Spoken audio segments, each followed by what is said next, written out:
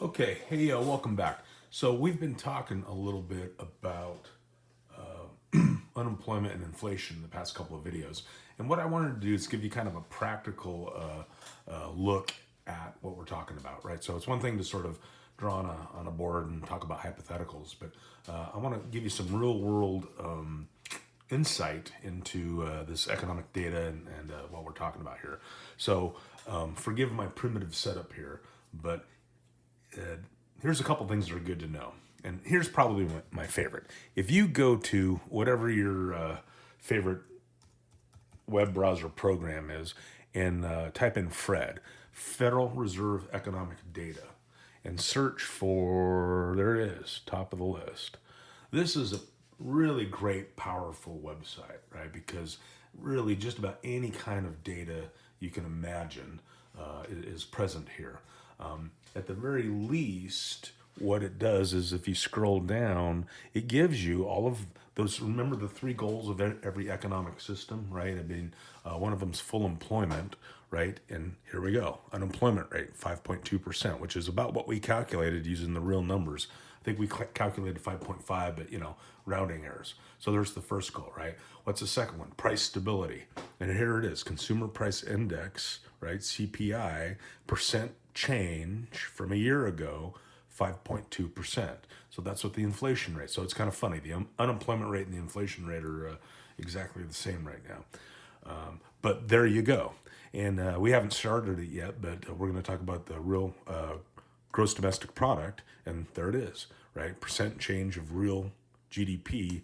That's what the economy is growing at right now. So you have all of those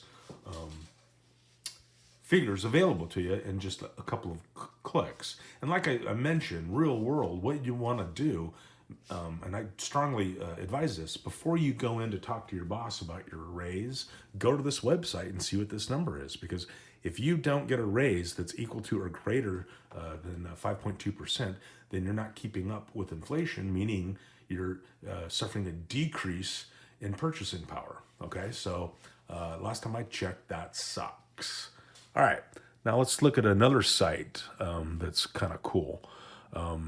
If you go to the Bureau of Labor Statistics, okay, and so BLS, these guys again track everything, and this is kind of cool. I don't know how this is going to show on my Mac here, but if you work your way to the Consumer Price Index, the archived supplemental files, right, and you look at the news release there for October 2000 or 2021, and you click on that. What it does is it brings up this this chart. I'm going to kind of move in here, and this is kind of cool. If you open this in Excel, it's actually more. It'll give you more detail.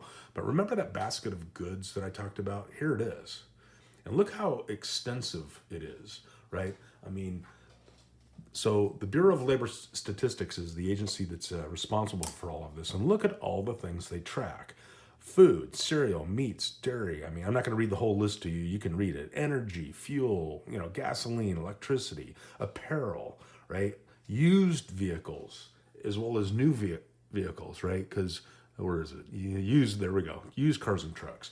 I mean, the volume of used vehicles that get purchased in this country is so large that it works its way into the economic data.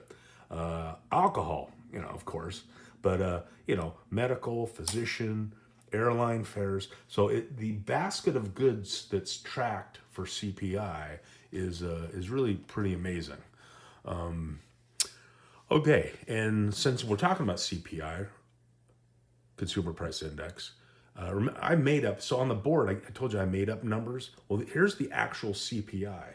So for all items, you can see this. All items, the very top line. This isn't filled in because I'm viewing this on my Mac, and there's a problem. But if you view it on a Microsoft product, you'll see that this is August 2021, and I believe it's this one that August 2020. So there's an annual difference there. So again, using the formula, the later value CPI here minus the earlier value here divided by the earlier value times 100, and look what we get, 5.3%, which is essentially what we just saw on the other website for inflation.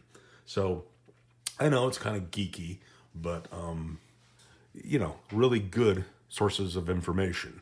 If I go back to Fred, I mean, one of the things you can also do is just type in, oh, here I gotta adjust that, right?